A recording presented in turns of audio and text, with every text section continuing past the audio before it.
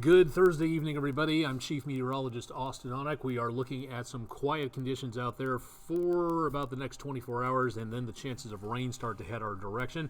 We'll talk more about what we're looking at into the weekend coming up in just a little bit. If you tuned in here before, this is our video weather blog, Weather Overtime, keeping you updated on the forecast, giving you kind of an extended explanation as to what's going on with the weather, more than what you get during a regular telecast where you're lucky to get about 2 to 3 minutes, and that's about it of weather information. So we try to stretch things out here a little bit and give you more information about what may be happening, and again explaining a little bit more about how the situation is unfolding and why.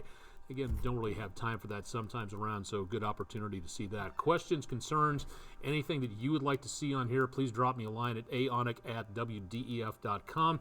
And stay tuned, we got a lot to talk about here from various topics. Thanking, again, a frequent contributor to our Weather Window Picture program, Max Ross from Decatur, Tennessee. Partly cloudy skies and a lot of the leaves off the trees back into around Decatur. That's our West Shore home weather window picture of the day for Thursday. Next few days, again, increasing clouds as we go into Friday. Showers possible late during the afternoon and evening.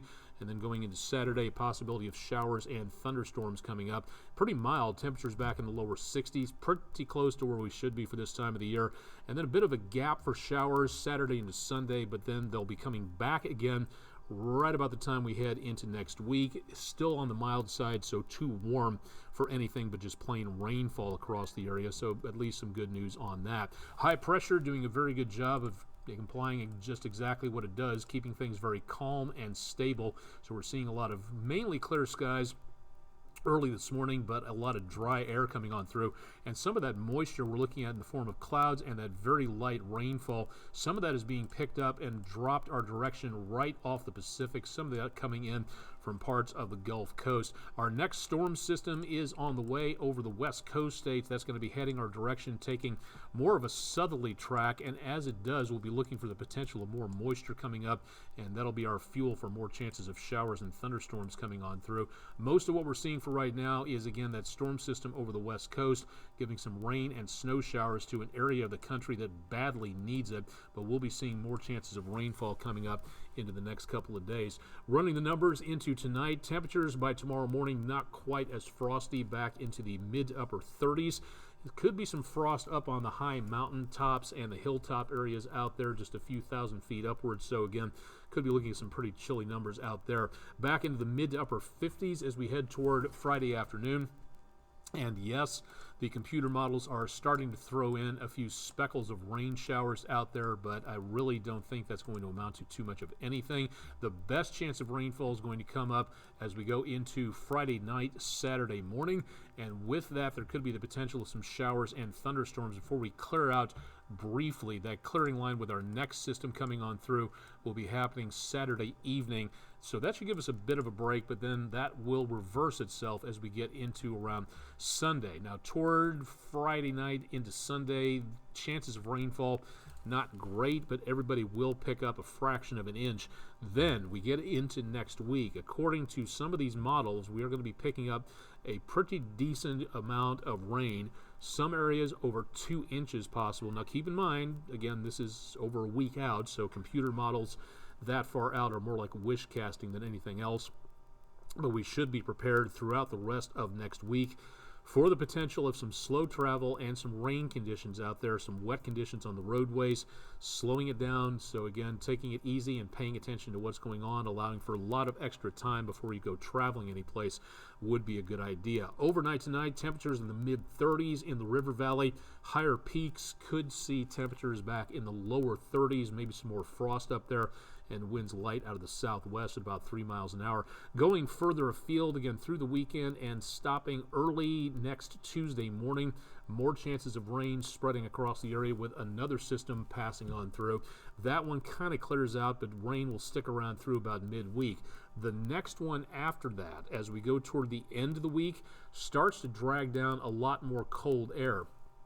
So if this works, Again, it's way far out at this point in time, so we're going to watch and see what goes on. But take a look at what happens as we go toward about next Saturday, not this coming Saturday, but next Saturday. We start to see the potential of maybe some rain mixed with snow showers, especially again in those higher elevations, the Appalachians back into portions of southeastern Middle Tennessee. That could be an issue, but once again, several days out, we're going to have to take this with a very big grain of salt, and we'll be watching this again through the rest of the week, so stay tuned for more on that. After that clears out, a bit of a break before we escort in our next system.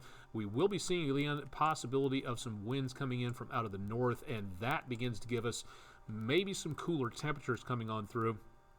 There's a possibility that if everything works and an area of low pressure sets up into around the area of the northwestern Atlantic and high pressure sits off the Atlantic coast, we could be looking at a big push of cold air coming in right off the North Pole, and that could really affect us on the eastern side of the United States. Central and western, not so much, but for us, again, everything has to kind of go in place before anything else happens, so we'll be watching that again with a lot of interest. 7-day forecast into and through the weekend, isolated chances of showers and thunderstorms possible, and those chances of rain remain in the forecast over the next several days, but we're just not looking at a lot.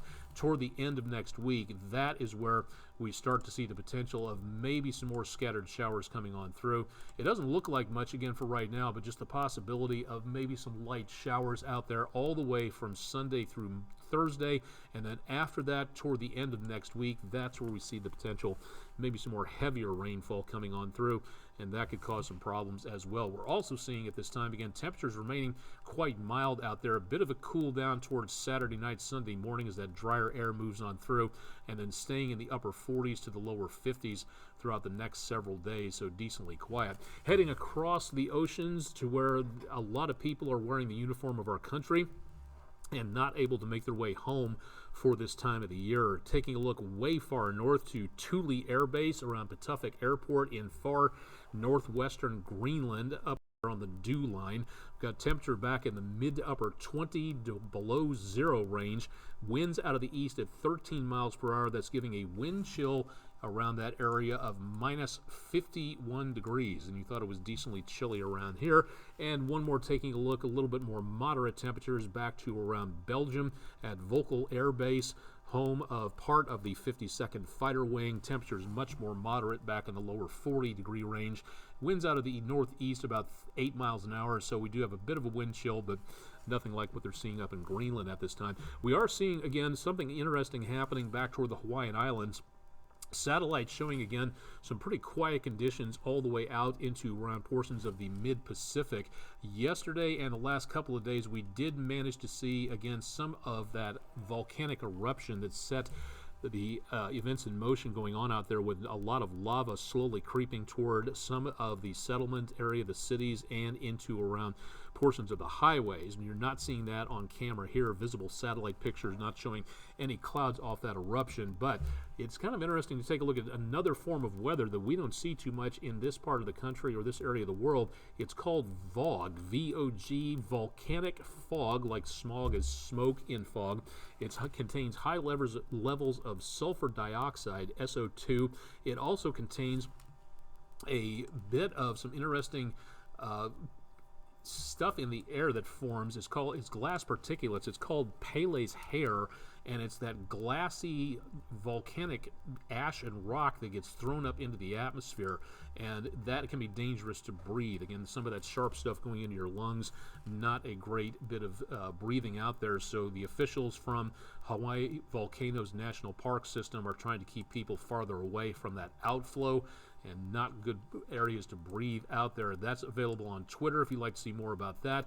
Plus, they have a website that tells you about the air quality for the Hawaiian Islands, and if you'd like to see all of that, head to my social media pages and you can check out a lot more information about what's going on out there, from Facebook to Instagram, Tumblr, YouTube, also on Reddit and WordPress and Twitter, again, as long as it lasts. Quiet now, good time to set up your weather radio. WDEF.com/weather will help you get it taken care of on there. We'll have more information tonight on News 12. You can also find out more on our website, WDEF.com/weather. Stay tuned for more. Chip Chapman has your forecast bright and early on Friday. Friday morning starting at 5 a.m. And, of course, I'll be here throughout the rest of the evening keeping you updated on what's going on. Direct from downtown Chattanooga, I'm Chief Meteorologist Austen Onek. Thanks for joining us for the latest edition of Weather Overtime.